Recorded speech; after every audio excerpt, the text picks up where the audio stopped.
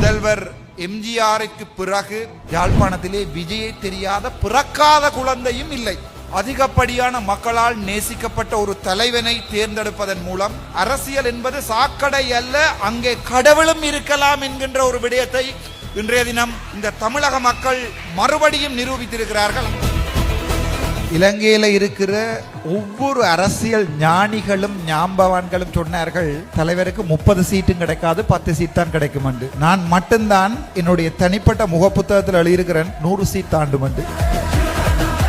ஜாம்பவான்களை பார்த்திருக்கிறீர்கள் என்று அண்ணனை பார்க்கவில்லை தானே நீங்கள் விலகாலும், இப்போதுதான் அண்ணனை பார்த்திருக்கிறீர்கள். அதுதான் அந்த ஜாம்பவான்களுக்கும் ஒரு மக்கள் நாயகனுக்கும் ஜனநாயகனுக்கும் உள்ள வித்தியாசம், அவ்வளவுதான்.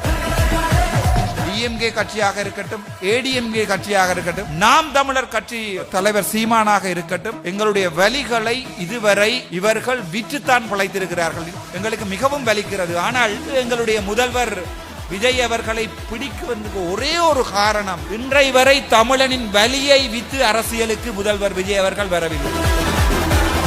இந்த நாம் தமிழர் கட்சி எவ்வாறு எல்லாம் ஒரு அரசியல் தலைவனை விமர்சிக்க முடியுமோ அவ்வாறு கேவலமாக விமர்சித்தும் வென்ற போது என் தலைவன் போன இடம் அந்த நாம் தமிழர் கட்சியினுடைய கட்சி காரியாலயம். முதலும் கடைசியும் ஆசை முதல்வர் விஜய் அவர்களை கண்ணால் பார்க்க வேண்டும் என்ற ஒரே ஒரு ஆசை மட்டும்தான்.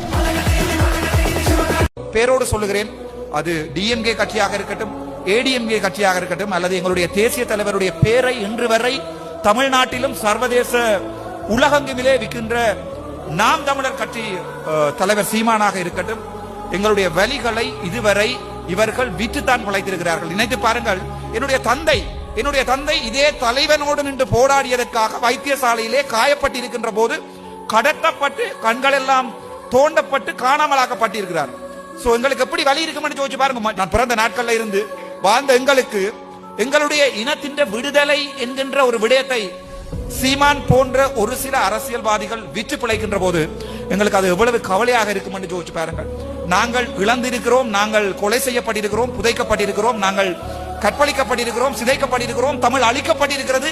அதே வலியை சில பேர் சர்வதேசங்களிலும் தமிழ்நாட்டிலும் வித்து அரசியல் செய்கிறார்கள் என்ற போது எங்களுக்கு மிகவும் வலிக்கிறது. ஆனால் எனக்கு எங்களுடைய முதல்வர் விஜய் அவர்களை பிடிக்குவதற்கு ஒரே ஒரு காரணம், இன்றை வரை தமிழனின் வலியை வித்து அரசியலுக்கு முதல்வர் விஜய் அவர்கள் வரவில்லை. தமிழனுடைய வலியை வித்து தமிழனுடைய வலியிலே ஏறி நின்று இன்று வரை முதல்வர் விஜய் அவர்கள் இந்த அரசியலுக்கு வரவில்லை.